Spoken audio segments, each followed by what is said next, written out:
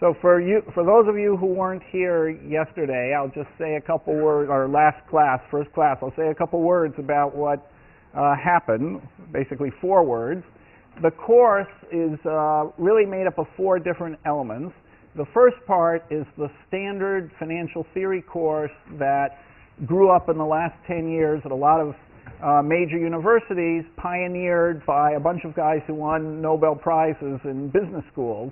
And it's the methods, some of them quite clever and I think fun, methods for pricing financial assets and making optimal financial decisions.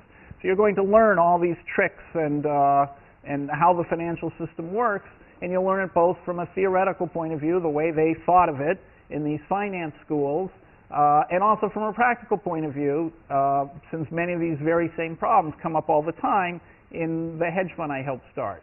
But then, so that'll be the main part of the course. But there are 3 other things that I want to concentrate on in the course. So the second point is re-examining the logic of laissez-faire and regulation. This is a dramatic moment in our history now where there's tremendous pressure on, temporarily anyway, on the government to establish all sorts of new regulations. There's also tremendous resistance to establishing the new sorts of regulations. So there's a debate going on now in Congress and in the halls of academia about what kind of regulations should we put in place, what regulations would have prevented the crisis we've just lived through. The crisis, by the way, which I don't think we're done with yet.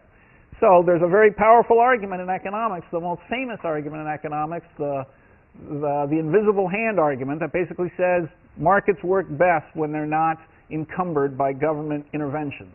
So we're going to re-examine that argument in the context of financial markets. Then the third thing I'm going to discuss in this course at some length is the mortgage market and the recent crisis. After all, my hedge fund is a mortgage hedge fund.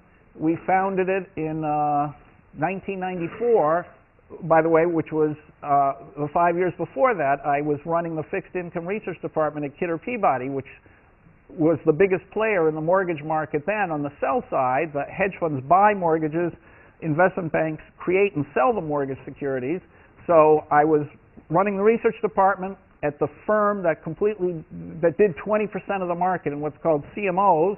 And then I changed to the buy side and was at a hedge fund that bought those kinds of CMOs and bought subprime mortgages, CDOs, everything. So it seems, I suffered greatly through the last 2 years of the mortgage crisis, and it would just be foolish not to explain what was going on and what it felt like to be in a mortgage hedge fund while the rest of the world was collapsing around us. And for quite a while, it's given me some great embarrassment to have been part of it all.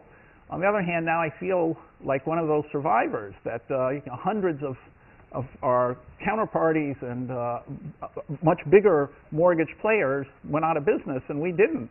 And so I don't feel quite as bad about it as I did before. And I don't know every detail of what went on in my hedge fund because after all, I'm only part-time there, but there's a lot I do know about, and so I'll try and tell you some of that. And then the fourth thing is Social Security. This is the biggest government program, and it's also it's a financial problem, what to do about retirement.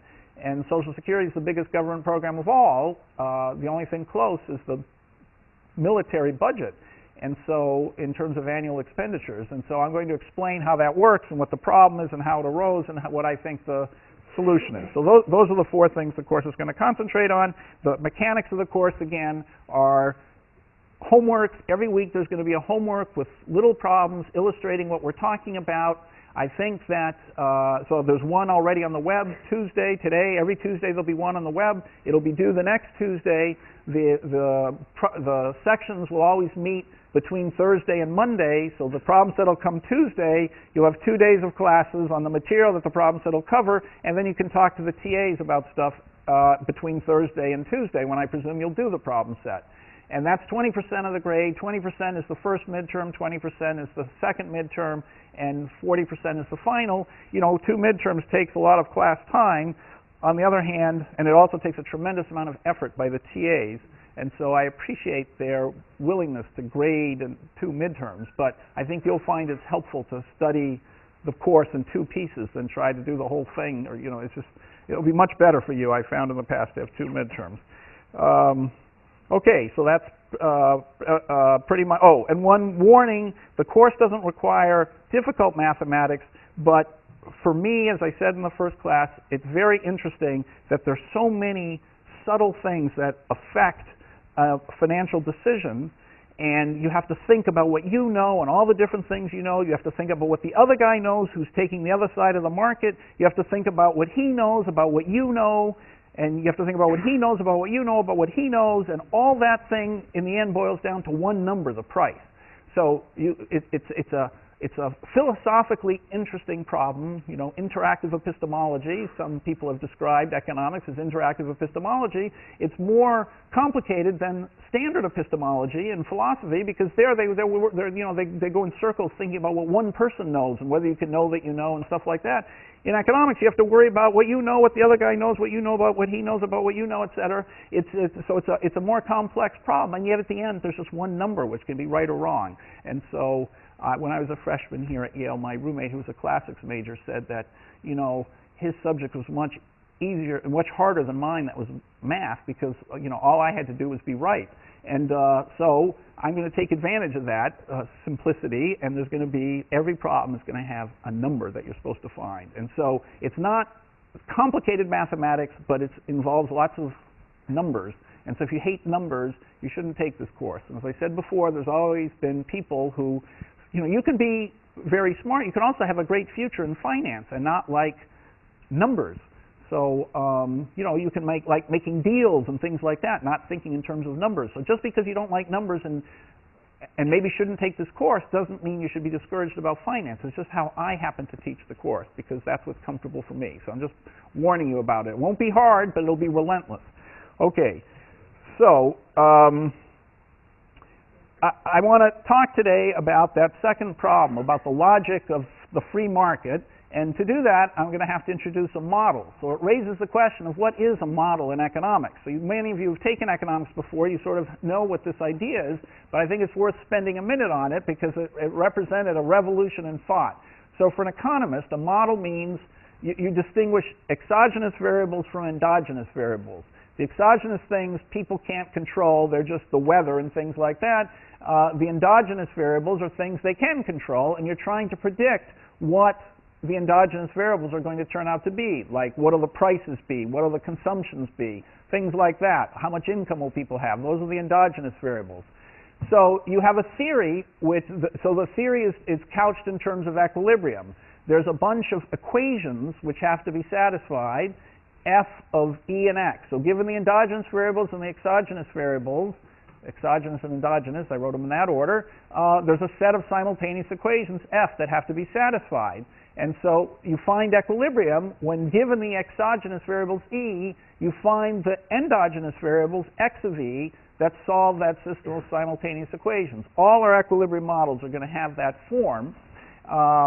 And one very important thing they allow you to do, which is the heart of economic analysis, is comparative statics. If you change the exogenous variable e, it'll require a different x to change to solve the equation. So E has an effect on X in order to restore equilibrium. And so the prediction that a change in E has a certain effect on X is called comparative statics. Now, how would a historian describe that? A historian would say, well, that's counterfactual reasoning. The environment is E. Why are you bothering to tell me about what would happen if the environment changed from E to E prime?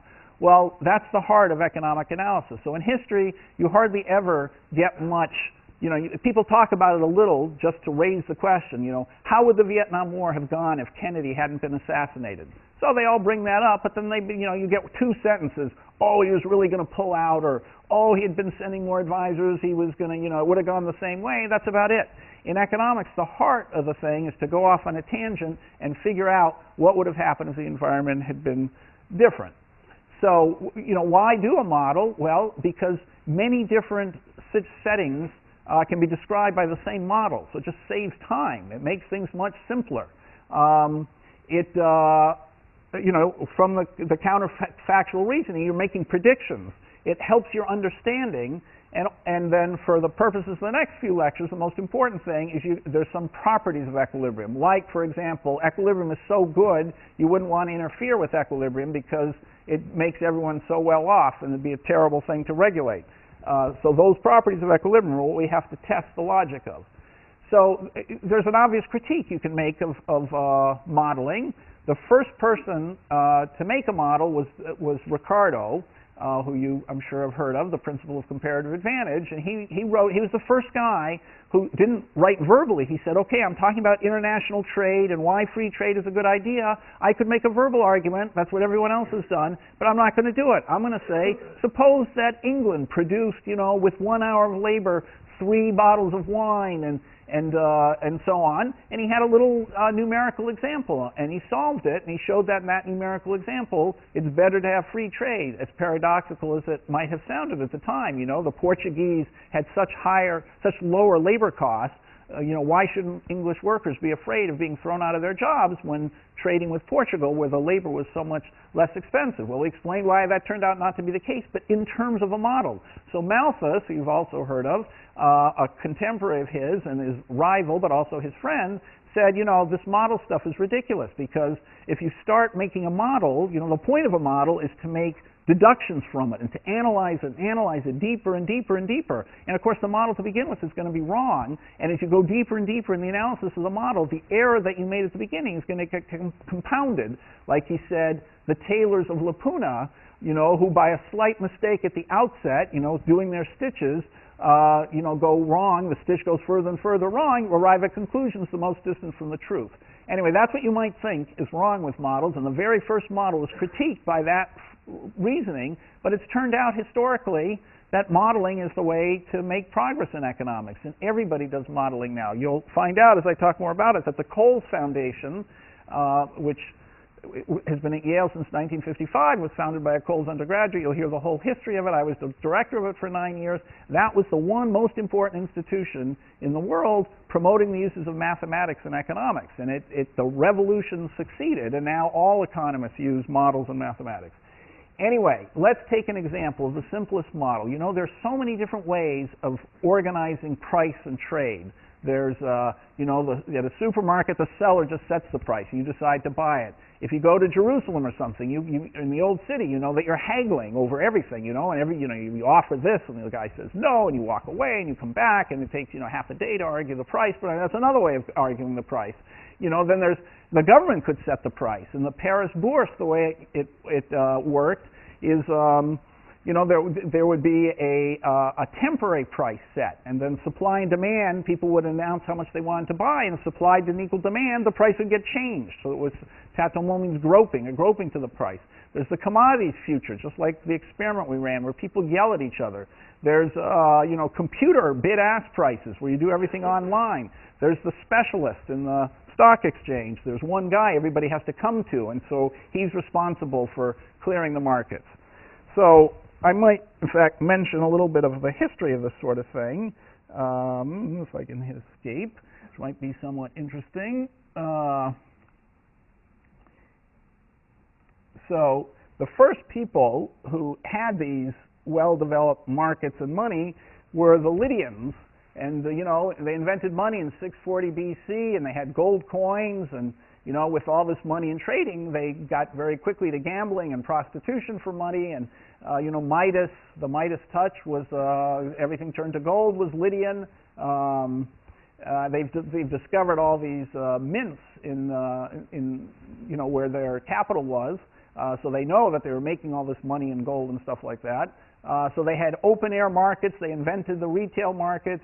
Croesus was one of the most famous Lydian kings, and he's the guy, rich as Croesus is a famous expression. He's the one who went to the Delphic Oracle and asked if he should fight the great Persian Cyrus the Great, and the Delphic Oracle, as usual, mysteriously said, a great kingdom will be destroyed, and since it was Cyrus the Great, he figured it must be Cyrus's, and it was his kingdom that was destroyed. Okay, so the Greeks copied a lot of that stuff. They had their agora, which was the open market, and they had lots of trade, and they understood supply and demand, by the way. This isn't a modern example. In the politics, there's a story of Thales, who predicts a bad harvest. He's a great mathematician and astronomer, and he predicts a bad harvest, and he figures if he corners the wheat market, he'll make a fortune, which he does. Aristotle was famous for saying money is just a convention. It's not really worth anything. People just agree it's worth something, even if it's just pieces of paper or coins. It's worth much more than the coins, and how could that be? And anyway, there's a long political connection to that, the difference between nature and convention. But anyhow, he also said loaning at interest was unnatural and terrible, but all the while he was saying it, the Delphic Oracle was lending at interest. Economics is a Greek word, household management. Xenophon wrote a whole book about it. And just one more little historical thing. Hermes, the messenger god, the god of information. So remember, the modern financial view of information, markets and information. Anyway, he was the Greek god, messenger god, and god of information. The word commerce comes from Hermes. And the Romans, who took over the same god and called him Mercuries, that's where we get the word merchant from, and market. Anyway, all right, I'm not going to bother with all this, but anyhow, so, all right, the history just, no time, I used to go on and on about this, but anyway, so the point is that in ancient times, the market was already established, and this idea of supply and demand had already been created, but there are many different kinds of markets, as I've just said, and they work in many different ways, but we're going to describe them in one model. So just to mention a couple others, the model, the experiment we ran in the class last time is called the double auction.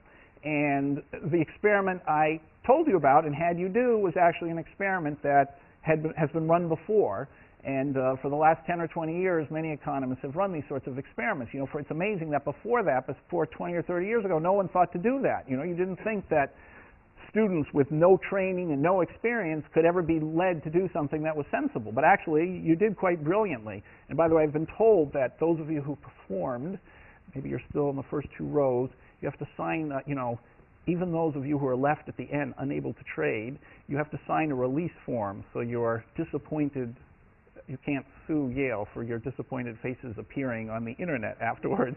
So anyway, the fact is, we're going to see that the people who were left at the end were actually very rational. In fact, nobody made a mistake. I've done this experiment now 10 or 20 times, and I would say that, half the time somebody buys something for more than it's worth to them. Nobody made a mistake, and it almost came out exactly as it should, but we'll come to that in a second. Anyway, that double auction is the most complicated kind of auction, but auctions have been run for a long time.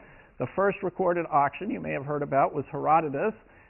Describes the Babylonian auction in 500 BC. These are all going to be very politically incorrect, but a lot of economics is politically incorrect. Anyway, the first auction in 500 BC was the Babylonians auctioned off all the 18-year-old women as wives, and they auctioned them in order of most beautiful to least beautiful. And so they got a very high price, and the price went down and down and down until it hit zero, and then it started going negative. But they used the revenue from the first wives to subsidize the husbands who would accept the other wives as it kept going down. The next most awful auction was the Roman Empire itself was auctioned off. So if you saw the movie Gladiator, you may remember that Marcus Aurelius is the great emperor, and he dies, and then the evil Commodus takes over, and he dies he dies as a gladiator there. And then there's the senator who you hardly ever see, but he's the good senator who somehow he appears a few times, and that he's a good guy and he's going to take over. So his name is Pertinax, and he does take over, but he's a good guy, and he gets killed almost immediately by the Praetorian Guard, and the Praetorian Guard then doesn't know who to make emperor, so they auction the whole empire off. And so it's bought by Didius Julianus, and he doesn't last very long, and he gets killed too, and the Roman legions come back and kill him. So anyway, I grew up in Urbana, Illinois, and I used to go to these livestock auctions where they'd sell something, they talk incredibly fast, talk like that, and I don't know how anybody could understand them. And then there's the famous slave auction, so where they'd actually auction slaves. That would be, and you've seen it in the movies maybe, and that's where the expression going once, going twice, third and last call, going, gone, that's what they used to say at the slave auction. So the double auction that we saw was kind of what happened at the beginnings of the New York Stock Exchange. The first traded securities, there were only 5 of them. So how did they start? There was the Revolutionary War. A lot of states had borrowed money and issued their bonds, and there are 2 banks, Bank of New York and the National Bank of the U.S., that had issued bonds. Those were the only tradable securities, and so a bunch of states had issued bonds. So what happened was, after the Revolutionary War, most people expected the bonds wouldn't be paid back. After all, there was a huge expense fighting the Revolutionary War. The government didn't have very much money. The price of the bonds had already collapsed, and Jefferson wanted the U.S. to just, wanted to leave the states and let them default. And Hamilton said that would be terrible, that the reputation of the country was going to be made at what happened at the very founding of the country. And it was important that the U.S. never break a debt. So he persuaded Washington to have the federal government buy all the debt of the states and basically pay it all off. So none of the debts were broken. Jefferson argued that's crazy. The people who originally bought the bonds, who lent the money to the government, the farmers who did it, they didn't own the bonds anymore. They probably all sold it for $20. It was all these, despicable speculators who held the bonds. You're only going to enrich them by paying them off. So he just wouldn't budge. And finally Hamilton, supposedly, this is a famous story, I assume it's true, Hamilton went to Washington and said, all right, move the capital from New York to Washington. That'll make Jefferson happy, because near is dear Virginia, and in exchange get him to concede that we have to pay off the debt. So Washington brokered that deal, and the debt was paid, and the U.S. since then has never defaulted on its debt. And that virtually no other country can say that. I mean, for example, Russia has never paid a 30-year debt. It always is defaulted. So, and we'll come back to that a little later when we talk about the crisis of 97, 98. Anyway, so these 5 securities, 3 government bonds and these 2 from the Revolutionary War, and 2 banks were the only securities sold, and they used to be sold every day in a double auction, exactly as the kind that we described, where people would yell and scream at each other, and the whole thing would be over in a few minutes, and that would be it for the day, and then the next day they would do the same thing over and over again. Well, they had to stop that when Alexander Duer, who was Hamilton's assistant, started using his inside information about whether the government was or wasn't going to make all its payments and whether they're going to issue new bonds and stuff like that, to try and speculate on the market. And he would do it all by borrowing. He'd borrow a huge amount of money, and with the borrowed money he'd buy bonds, and if the price went against him, he'd lose a lot more because he was leveraged. And so it caused gigantic gyrations in the market, and the whole thing had to be, changed, and it was made a much smaller group of people, and anyway, so that was the beginnings of it. And we're going to come back to that, because that view of the gyrations of the market being caused by too much borrowing and speculation is exactly the view that I'm going to take in explaining the most recent crisis. So anyway, you remember what we did in our experiment. We had 8 buyers whose prices, reservation prices, are those 8 numbers up there. That's what each person thought it was worth to him. Each person knew his own price, but not any of the others. I told you almost nothing about what was going on. There was some context, and I gave an example of a person who thought it was worth 15. So you had some idea probably from that example that the numbers weren't 10,000, plus you knew your own number. But other than that, you knew absolutely nothing, and each buyer knew her own number and not any of the other numbers. So here we have 16 different pieces of information. Everybody has an incentive to keep her information secret. Why should anybody admit that she's willing to sell at 6? That's only going to, she'll get a worse price. She's going to lie and say the thing is much more. She's going to make an argument that says, well, these are football... Okay, I better try the guy here. The 44 guy, he's going to say, this is a football ticket. This is, sorry, what am I going to do? Let's say she's a 44. She's going to say, football tickets, they're completely worthless. I'm doing a stereotype here. They're completely worthless. Who would want to go to a football game? I certainly don't want to go to a football game. They can't be worth, any more than 12 or something. So all the buyers, the blue buyers, are going to be making arguments suggesting the price should be low. Reasons why the stuff really isn't worth very much.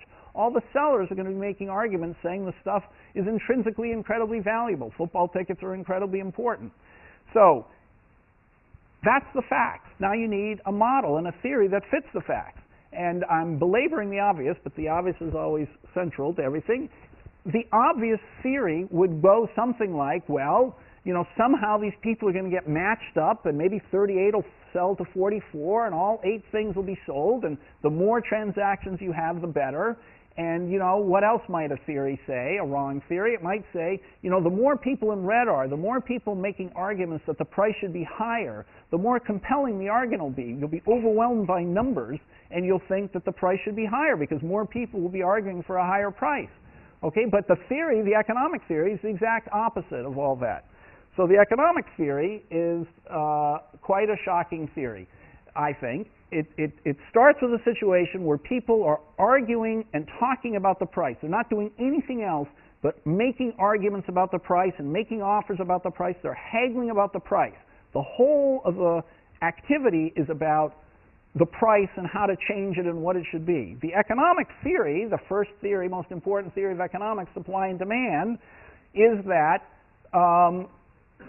so that describes what happened, is the exact opposite. The theory says, let's suppose that a price appeared out of thin air. There was no arguing about the price. Nobody even thinks they have any chance of changing the price. Somehow a price gets into everybody's head, the price of 25, and at that price of 25, everybody who wants to buy buys as much as they want. So Mr. 44, he thinks that the ticket is worth 44. He can buy it for 25. He'll want to buy. 40 thinks it's worth 40, and the price is only 25. So again, he's going to gain by buying. He'll want to buy. 12 thinks it's only worth 12. He's not going to pay 25 for it. And similarly, the seller number 10, she's going to say, okay, I can get 25 for it. I only think it was worth 10. It's a good deal for me to do. So the theory says, somehow miraculously the price comes out of thin air. It's given. Everybody taking that price is given, figuring they have no power to change it, buys or sells all they want at that price. And so that's the theory. So it's price taking out of thin air. The price comes from somewhere. Everybody acts by maximizing, doing the best for them, given the price. They all understand what the price is, and the price has miraculously been imagined at exactly the level that will clear all the markets. So everyone who wants to buy is able to, and everyone who wants to sell is able to. That's the theory. The theory is completely the opposite of what common sense suggests. Since, as I said, the whole thing was this grappling and groping and pushing and shoving and yelling and arguing about what the price should be, and the theory says nobody says a word about the price. They just take it as given, and then they act after that. So the most basic economic model is a paradox, and good economics is almost always a paradox. If you want to make a convincing economic argument, you almost always say it in a paradoxical way. And so going back to the very beginning where we said what a model is, the standard economic model is you take the exogenous things, which in this case are the reservation prices of all the people. You have to solve equations, which are here, supply equals demand, which determines the endogenous variables, which are the price and who buys and who sells.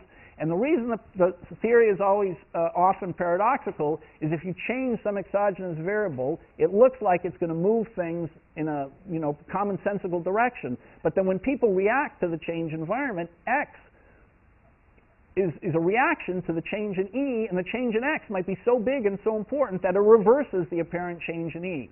So you get these surprising conclusions. If everybody tries to save more, Keynes said, it may be that everyone will end up saving less. Things like that. Okay, so economics at its best takes advantage of its paradoxical nature at its heart and uses that as a rhetorical device. But it's a non-obvious theory. Now, why do we believe the theory? Well, all those different examples I gave you of markets, they all seem to fit. Well, I forgot where they were, and you remember what they were. They were I don't remember what they were, but the seller, the shopping center thing, the haggling, the Tatomon Bourse, the commodities futures, all that.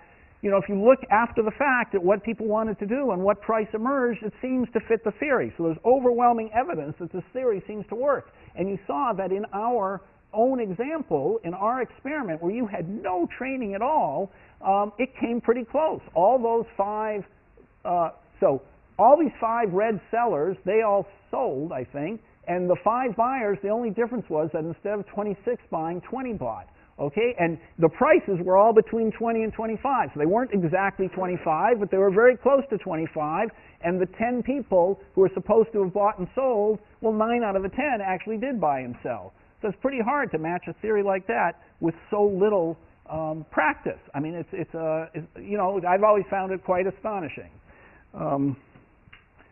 Okay, so why is this happening? Okay, does anyone want to make a comment or ask a question about this theory? All right, well, what are the properties of equilibrium you get out of this? Well, everyone trades at one price. So this is going to be very important for finance, the idea that there's one price for everything. Okay, then you can also define the okay, so you know what the theory is. I already told you. The exogenous variables are the reservation prices. The endogenous variables is the reservation values. The endogenous variable is the price that emerges and who buys and who sells. So why is this such a good outcome? Okay, it seems like a terrible outcome. There are those 6 people standing there at the end, unable to trade, facing the camera, you know, looking slightly embarrassed that all their friends managed to buy and sell and they couldn't do it, and what's the matter with them? So they feel bad. They feel discriminated against. It doesn't look like it's such a great thing. We know that there's another way of making all 8 buyers purchase from all 8 sellers, just by, you know, doing the corresponding one above. What's so good about the market outcome? It actually doesn't sound so great. Well, the answer is, it is great, and what's great about it is that within 2 minutes, the market figured out enough about what everybody valued the football tickets at to put the football tickets in the 10 people's hands who valued them most. Okay, so, all right, so in the end, those 5 blue guys and those, you know, almost, without that one exception, and these 5 and the 1, 2, 3 red sellers, you know, those 3 sellers and those 5 buyers, the top 8 people ended up with the 8 football tickets, and the bottom 8 didn't end up with any football tickets. So the football tickets got put into the hands of the people who valued them the most. And so, as I said, if you just simply sat there and went through 16 tickets and sorted them into most and least, and then, you know, tried to arrange all the football tickets, it would have taken almost as long. And that would have been with benefit of knowing what all the numbers are. Here the market does it not knowing what the numbers are, and the only access to information is through people who don't want to reveal their numbers, and still the market figured it out. All right, so that's the message. That's the model. So now, okay, so we have a model which is surprising, which seems to describe the facts, and which gives us a surprising conclusion and an incredibly important conclusion. The market is an extremely useful mechanism of eliciting information and turning the information into something that allocates things efficiently. And, you know, you couldn't do better than that. You couldn't. No other arrangement would have put football tickets in the hands of people who like them better. So Hayek described the market as a great calculating machine, and so it is. Now, there are a couple other things that you can get out of this model. Another lesson of this model is that the equilibrium price is equal not to the average of the price of the buyers, or the average of the price of the sellers, or the average of all the prices, or something like that. It's equal to what the marginal buyer thinks it's worth.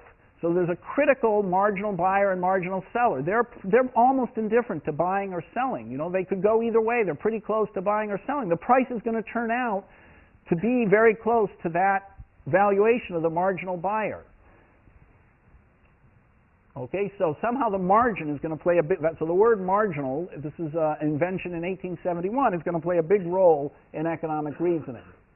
Okay, and then, so it gives us a completely different understanding. You might think that the price of tickets has something to do with their total value or average value or something like that.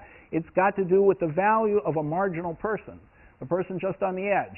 So the comparative statics are that as I said, the surprising thing, that if you change a non-marginal person, you take Mr. 44, the buyer at the top, you change him to 50, looks like the buyers are now more desperate to buy, won't have any effect on the price. You change that seller, Miss 6, you change her to 2 or to 8, again, it'll have no effect on the price, because those two people, the guy at 44 and the lady at 6, they're not marginal, so they don't affect the price. You add some more buyers, you might think that they're arguing for the price to be lower. As I said, you're going to end up raising the price or else having no effect on it if they're not marginal. Okay, so now one more thing, one last message of this model. If you didn't know, we knew the reservation prices ourselves because I set up the experiment. But if you didn't know it, you might want to infer something. You could infer something from the price. So part of finance is going in the backwards direction. The theory says, take the exogenous variables, predict what the equilibrium is going to be. Financial theory does that, but often it goes in the reverse direction. We can see what the prices are. That must tell us something about the exogenous valuations. So financial theory says, well, if the price is such and such, it must mean that at least the marginal person values it at such and such. And so that's why the price is that. It's the value of some special person. So we'll come back to that argument. Okay, so that lesson of economics, that's the first economic model, the most important economic model. We're going to now have to generalize it in all kinds of ways, but it's always going to come back to that same message. And so Adam Smith, you know, he was the one who first invented the invisible hand. There was nothing mathematical in what he said. Ricardo was the first one to make a model. Marx had quite, you know, I don't have time to talk about Marx, but he had quite elaborate models, actually, and his verbal arguments conceal a huge mathematical apparatus. On his deathbed, by the way, he was trying to learn calculus, incidentally. So Jevons, Menger, and Walras, 1871, right after Marx's famous, you know, Capital came out in 1867, they invented the idea of the margin and things like that, and the critique of, therefore, of Marx, and Marx was trying to figure out what they were all about. Anyway, Marshall was a great economist, Fisher, Samuelson, Hicks, Arrow DeBrew. These are the people who, most famous people who extended this model in the logic of laissez-faire and regulation, which we're going to come to.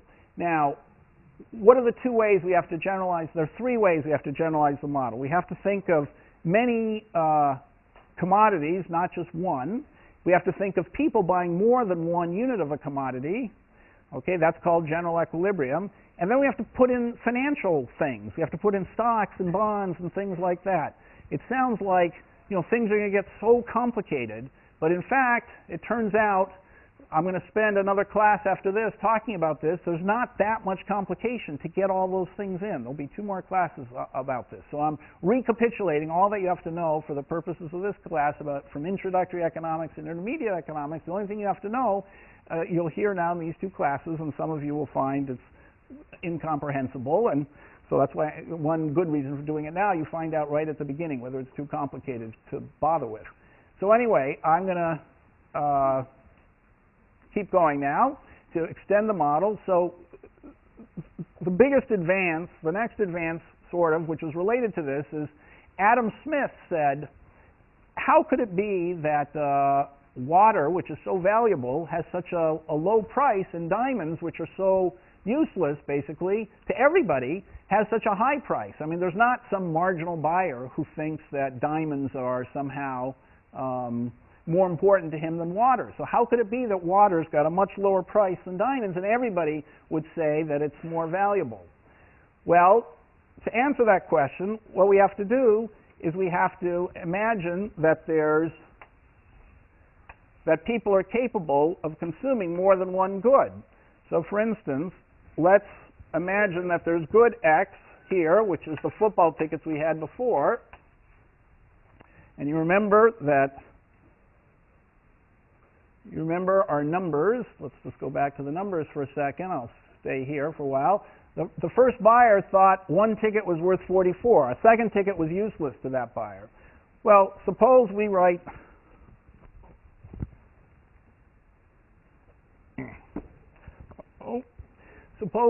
utility here.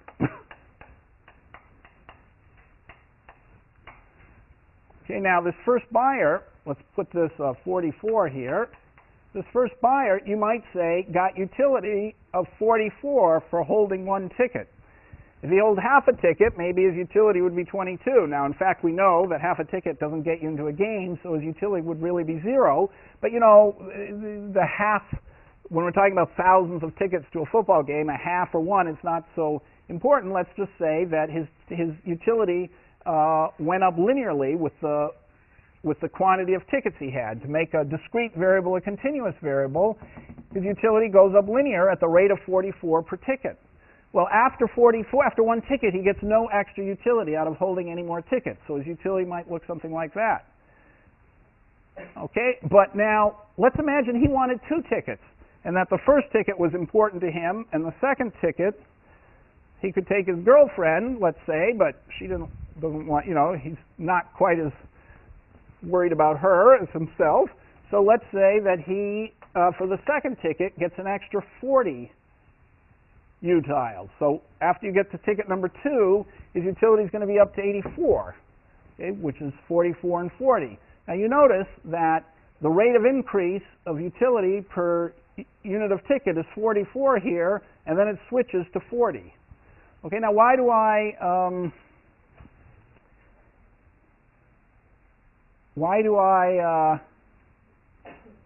okay, and if you wanted one more ticket, maybe it could go up, maybe you'd only get utility of 120 for the last ticket. Okay, so for a third ticket, utility would, say 3 goes up like that, utility would go up like this. It's a little flatter again.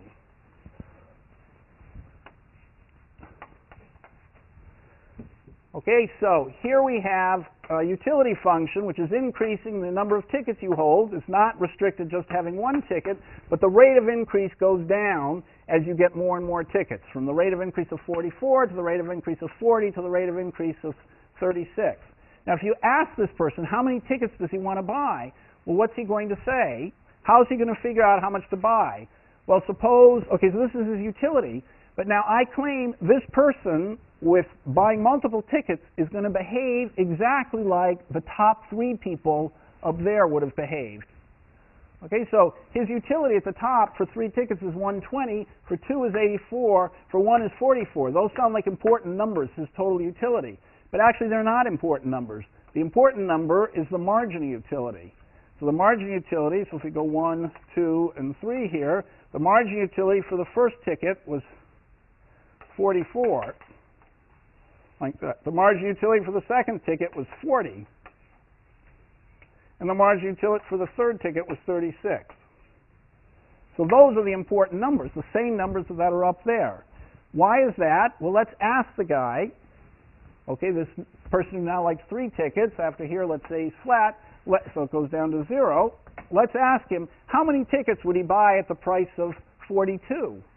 Well, from this utility function, it's, you know, you have to say, if I bought 1 ticket, I'd have a utility of 44 minus, let's say my utility function now is u of x, and money is this function of x.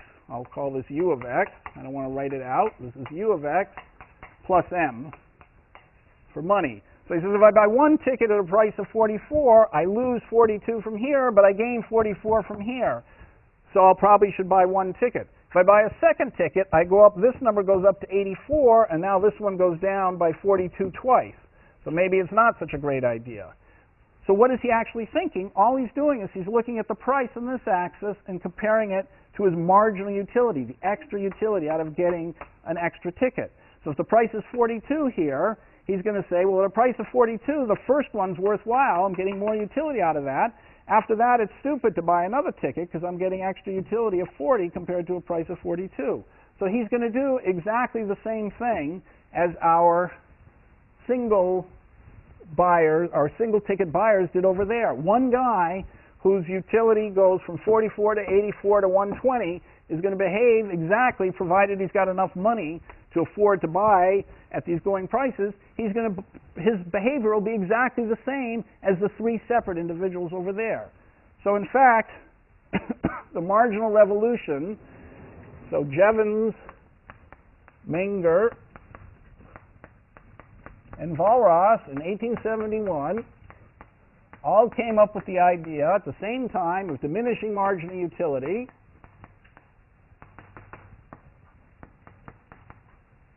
Okay, and they said if you have people who consume multiple amounts of every commodity, but they have diminishing marginal utility, they're going to behave very much the same way as this little example. So this little example, in fact, is going to be extremely instructive. In fact, it contains all the kernels of truth of a more general model where people consume huge amounts of every good. Okay, just that they have diminishing marginal utility. So I'm going to now describe a slightly more complicated. So I'm going to describe this more complicated model. So what's the way of building a much more general, but hopefully still very simple, abstract model of general equilibrium that will capture and generalize the example we already had? Well, the idea is to start with the exogenous variables. This isn't going to move, so I don't want to do that. Do this. The exogenous variables are going to be the people. Okay, so I'll have individuals, I and I, so let's call them individuals, so you see why I use the word I. I and I, okay, and what is it that characterizes every individual? A utility function. So each individual is characterized by a utility and an endowment. Okay, so to start with, let's say that so the individuals, and we'll call the individuals and the goods, C and C. So let's just say there are two goods, X and Y. Okay, so an individual is going to be characterized by a utility function, say a welfare function of X and Y equals Ui of X plus Vi of Y. Okay, and an endowment, Ei equals Ei of X and Ei of Y. So, for example, you could have, I don't know, you could have, this could be, so let's just think about this. So this is exactly the kind of situation we had before. We had precisely this going on before. What was the endowment? Every person began with money, this could have been money before, and with football tickets. And we said that the story that, so these original marginalists argued that it's part of human nature, that the more you get of something, the less and less extra advantage it brings you. And that's just, there may be exceptions. Maybe you need two of something in order to, you need both shoes in order to, the shoes to help, but that, every pair of shoes after that was going to be less and less valuable to you. And so aside from these small, blips that come from indivisibilities or things like that, people's utility increases, but at a smaller and smaller rate as they get more of everything. That's just human nature, they claim. They even tried to measure human nature, and to measure utility. So they would try and measure the temperature of the skin and things like that, and see how it increased when you gave people more of something, and whether the rate of increase, and how much they, smiled and stuff like that, whether that would actually change in a lesser and lesser way as you add more and more utility. Well, they abandoned that sort of thing eventually, but anyway, they kept the idea of diminishing marginal utility. So we want to keep the idea that Ui of X and Vi of Y show diminishing marginal utility. So the way of saying that, and I told you this is one of the, so the first handout in the reading list was review of mathematics you should know. So diminishing, or if you don't know, you have to learn, diminishing marginal utility means something that looks like that. It's a concave function. So here's X, here's utility, and here's Ui of X. Say, it goes up as you get more X, but at a rate that declines. So the slope is getting smaller and smaller. That's diminishing marginal utility. So this curve that's increasing but at a lesser and lesser rate, we can approximate with a continuous differentiable curve that looks like that, so it doesn't have the kinks here. And that's exactly the kind of assumption that, seems reasonable to fit the facts, and at least for consumption. Our main interest, of course, is at the bottom here in financial equilibrium, but we have to know what's going on in the economy. All these finance professors, as I said, in business schools, they ignored the part at the above. They started right away with the assets and the bonds, said they didn't need to pay any attention to what was going on in the economy, okay, because everything was going to be great. But we're going to find that there's a big interaction between the financial sector and the economic sector. That's going to be the heart of what we're doing, even though it was ignored in finance most of the time. So anyway, diminishing marginal utility for both of these. So for instance, we could have 100x minus 1/2 x squared plus y. That's one example of a utility function.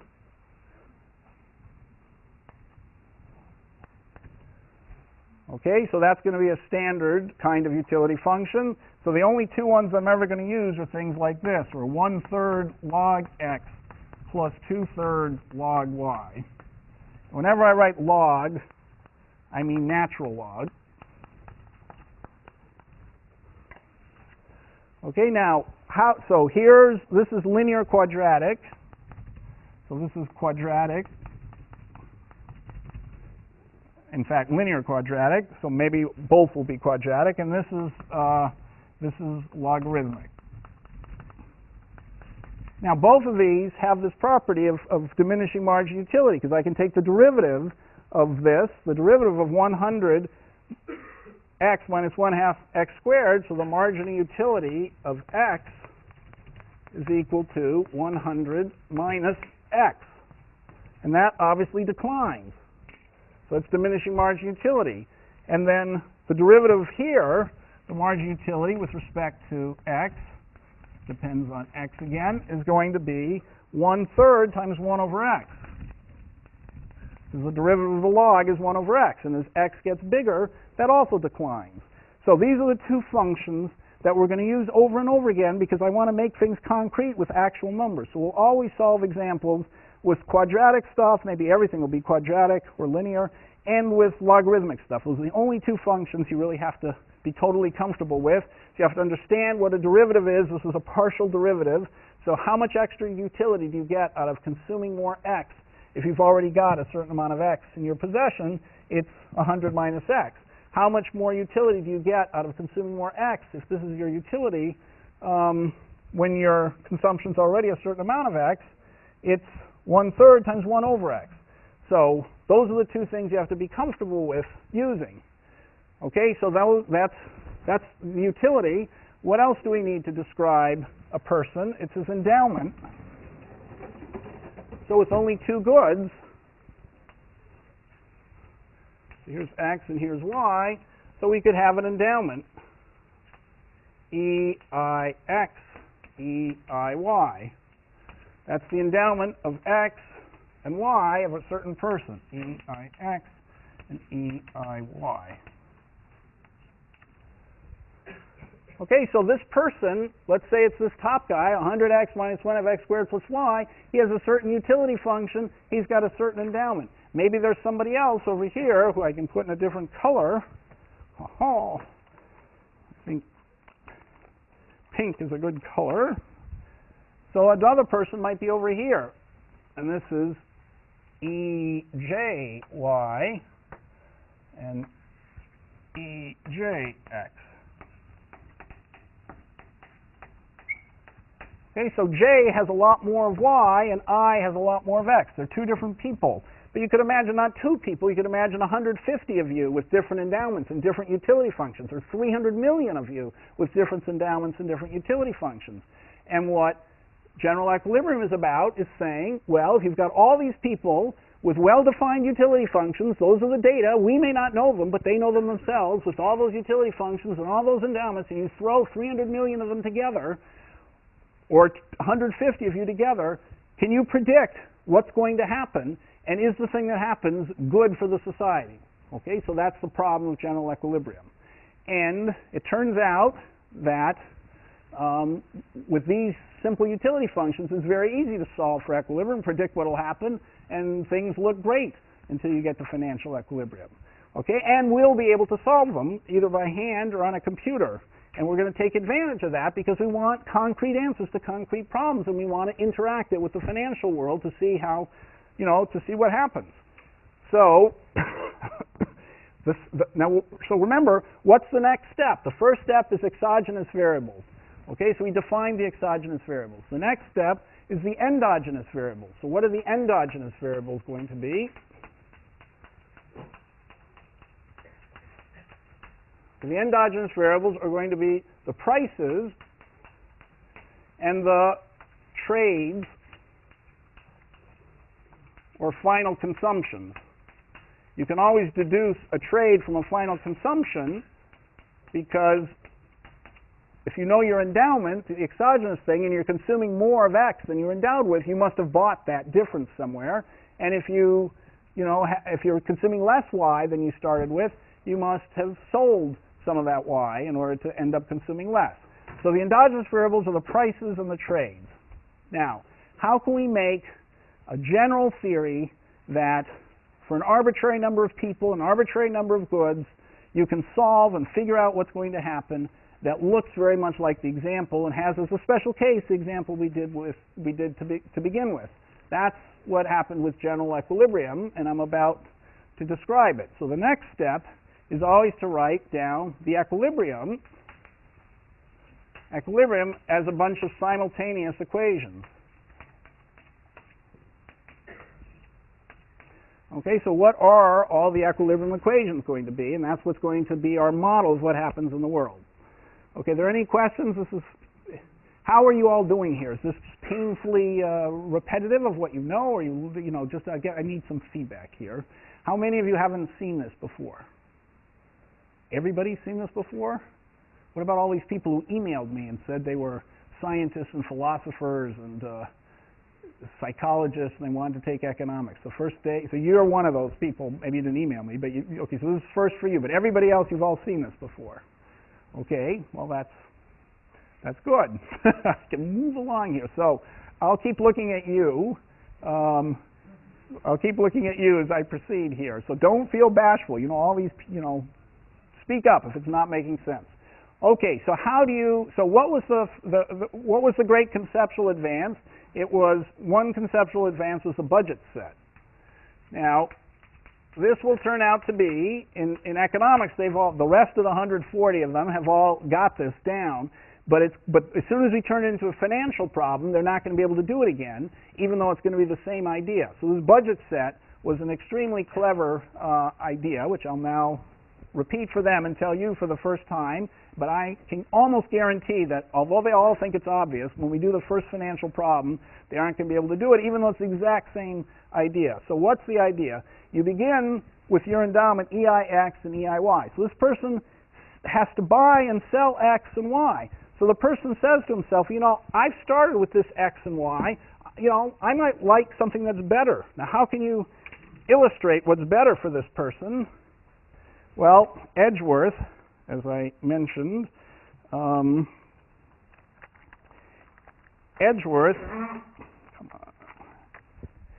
invented the idea of the indifference curve. So he says all the goods that are of the same utility can be described by this indifference curve X.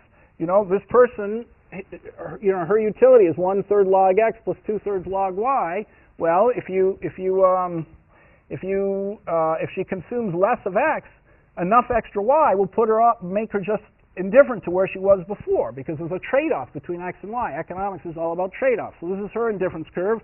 Maybe his indifference curve looks like that, a different slope. Okay, entirely different.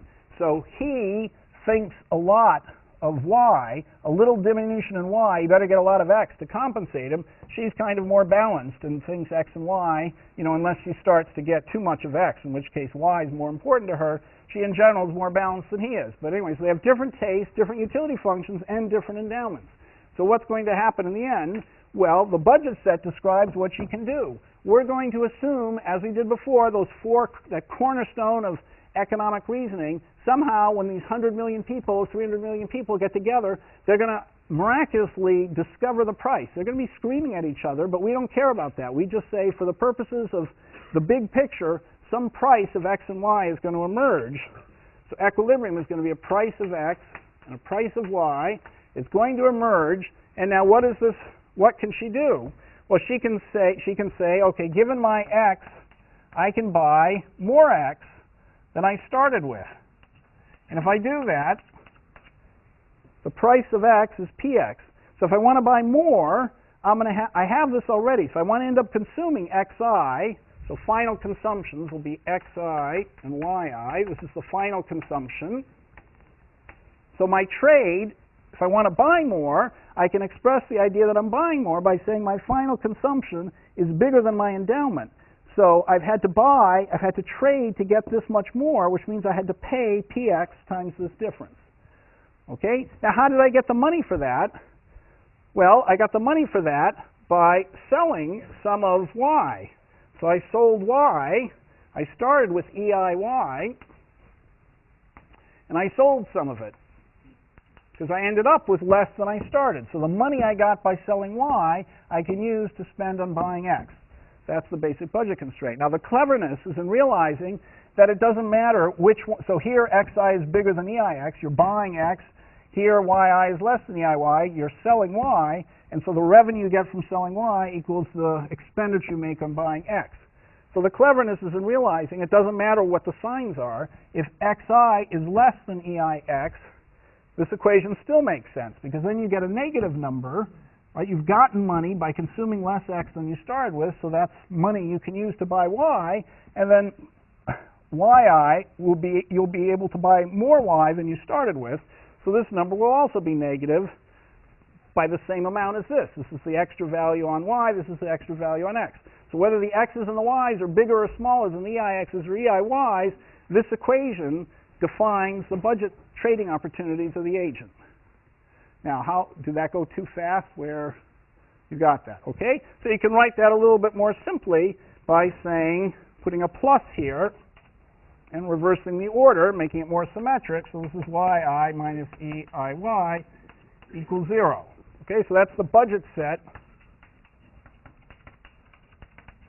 of agent I. And on the diagram, the budget set, if I'm out of colors that show up, I think. All the others got vetoed. I think orange was okay.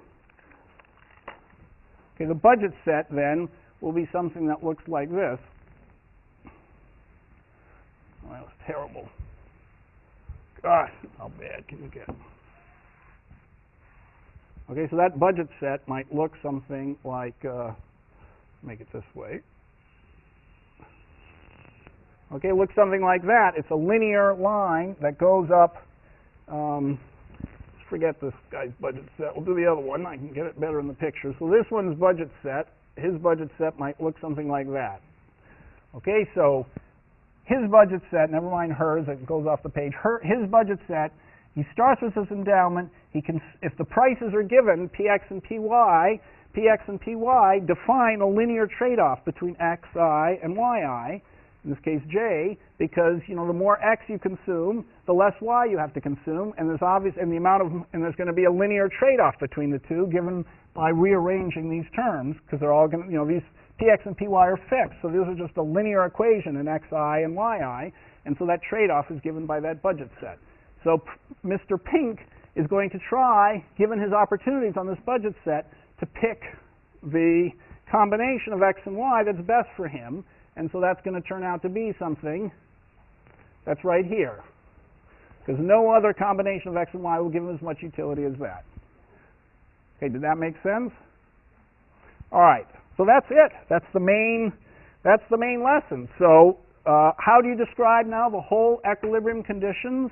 Well, so equilibrium now, if you can see this, equilibrium is defined by what? It's defined by px, py, and xi and yi for all I and I. It's just the prices that emerge and what final consumptions that everybody chooses of x and y. If there are only two goods here. So the price of x, the price of y, what every person I ends up with xi and yi. And what has to be the case? What has to be the case? The first equation is going to be that the final consumptions of everybody have to equal the final endowments, because everyone who buys has to be met by another seller. Remember, equilibrium was price-taking, agent optimization, rational expectations, and market clearing. Price-taking means everybody knows what the prices are, miraculously, Px and Py, before they act. Agent optimization, we're going to come to, it means they do the best thing they can. Rational expectations means even though they're only buying one good and there are thousands in the economy, they understand all the prices, and when they act, they're looking in, they're taking into account all the trade-offs they could make, so they realize the whole vector of prices. And market clearing means for any buyer, there's a seller. So market clearing means summation from I and I of xi has to equal summation I and I of the endowment, ei of x. So in this picture, if I added this to this is the endowment, so I add this vector to that vector, I get this thing over here, and this is going to be the total endowment in the economy. So this total endowment, EIX, I add over every person I what the total endowment is. So I add his endowment of X to this guy's endowment of X, and I get the total endowment of X. I add his endowment of Y to, or her endowment of Y to his endowment of Y, and I get the total endowment of Y. Okay, so the first two equations are summation I and I, yi equals summation I and I of EIY. The third equation is everybody's going to choose on their budget set. Everyone, this person, Mr. Pink here, he's going to choose not inside his budget set. He can't choose outside of it because, spending is, there's no point in wasting money. He's going to buy the combination of X and Y that lies on his budget set that does as well as he possibly can. So the equation here is going to be that P I times Xi minus EIX plus Py times Yi minus EIY is equal to 0. And I could do this for J too, just since I've got a picture of, this is Px, this is Py, Px times Xj minus Eij. So I'm doing a special case now with two people. Yj minus Eij equals 0. Okay, so everybody's on their budget set. So he's on his budget set. He's on his budget set. She's going to be on her budget set. Her budget set, by the way, is better than his because her budget set is going to look like this, right? It's got to be parallel to his because the prices she faces are the same and her endowment's worth more than his. So her budget set's further out. Okay, so that's what he does, that's what she does, or that's what she does, that's what he does. And now the fifth one, okay, so now we have the two mysterious equations that are left. So how do we express the idea that the choices xi and yi by I, that's her, okay, and her budget, she's going to optimize by choosing here somewhere. This is her indifference curve, right? Look like that, so that's what she's going to do. And remember, he's going to choose here. So how can you turn her choice and his choice into an equation? Well, this was invented by a German guy, Gossens, in 1851, and then rediscovered by Jevons, Menger, and Walras. The same three I mentioned several times now. This is the marginal revolution in economics. What they said is you can turn the behavior of individuals, of humans, as Gossens said. I can do for the bodies on Earth what Copernicus did for the bodies in heaven, find equations that describe their motion. What is it that people are going to do? To say that you're choosing the best possible thing means that the slope of the budget set is equal to the slope of your indifference curve. But what is the slope of your indifference curve? That's the trade-off between X and Y. Okay, so what does it mean? If you get a little bit less X, you're losing the margin utility of X. You get a little bit more Y, you're gaining the margin utility of Y. If the price of X and Y are the same, then it had better be that the marginal utility of x is equal to the marginal utility of y, because you could always give up 1 unit of x and get 1 unit of y. If this is optimal, and you could give up 1 unit of x and get 2 units, if the marginal utility of y was double the marginal utility of x, then you would give up that 1 unit of x, and you get 2 extra utiles by taking the 1 unit of y, which you can afford by selling 1 unit of x, and utility would be, much higher than it was here. And so you wouldn't be optimizing by doing that. So the final equation is you're optimizing if and only if the marginal utility of I of x divided by the marginal utility of I of y equals px over py. Okay, and the last equation is the same thing for j. The marginal utility of j of x divided by the marginal utility of j of y has to equal px over py. Okay, so why is that again? That's the trickiest equation. That's the one that Marx and Adam Smith and not even Ricardo, the most brilliant one of them all, not even Ricardo could figure that out, this equation, marginal utility. Waited until 1871, and again, to repeat it, it's of course very obvious now, but wasn't at the time. How can you describe what these people are doing? You have to figure out the budget constraint, that's what they can afford, and then they're going to choose the point on their budget constraint which maximizes their utility, okay? But that just means in the picture makes the indifference curve tangent to the budget set, which means that you set, and what is the slope of the indifference curve? Well, the trade-off between x and y that leaves you indifferent. How much x do you have to give up and to get an extra unit of y and still be indifferent? It's determined by the ratio of the marginal utility of x to the marginal utility of y, because those are the, when you give up a unit of x, you're losing the marginal utility of x. When you're getting a unit of y, you're getting the marginal utility of y. If you can trade them off in the market at 3-to-1, you optimize when, in your own personal valuation, you're trading them off on the margin at 3-to-1. Okay, so how is that? You really follow that? Okay, so that's an idea that took 50 years to figure out, and you claim you figured it out now in 5 minutes, so that's good. So anyway, you'll have a chance in the problem set to get practices.